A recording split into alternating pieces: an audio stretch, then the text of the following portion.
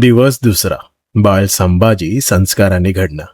संभाजी महाराजांचा जन्म झाला, पण त्यांचं बाळपण राजवाड्यातील सुखात गेलं नाही. लहान वयातच त्यांच्या आयुष्यातील सर्वात मोठा आधार हरपला. आईचं वय, आईचं छत्र हरपलं. हा राजपुत्र अकाली मोठा झाला, पण नियतीने त्यांना एक वेगळीच आई दिली होती, राजमाता जिजाऊ माँसाहेब. जिजाऊंनी संभाजी महाराजांना फक्त प्रेम दिलं नाही, तर स्वराज्याचा बाळकडू पाजला. रामायण, महाभारत, धर्म, नीती या सगळ्याच गोष्टी त्यांच्या रक्तात भिनवल्या. संभाजी महाराज लहानपणीच वेगळे होते. इतर राजपुत्र खेळण्यात रमले असताना संभाजी महाराज तलवार हातात धरून मी स्वराज्यासाठी काय करू शकतो हा विचार करत होते. शिक्षणात ते विलक्षण होते.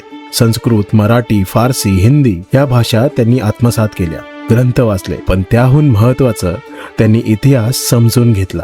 जिजाऊ माँसाहेब त्यांना नेहमी म्हणायच्या, शत्रू तलवारीने मारतो, पण राजा बुद्धीने जिंकतो. बाळ संभाजी तेव्हा कदाचित राजे नव्हते, पण त्यांच्या नजरेत स्वराज्याचं भविष्य स्पष्ट दिसत होतं. हा आहे दुसरा दिवस एका बाळकाच्या घडणीचा, जो पुढे इतिहास हादरवणार होता. जय जिजाऊ, जय शिवराय, जय शंभूराजे.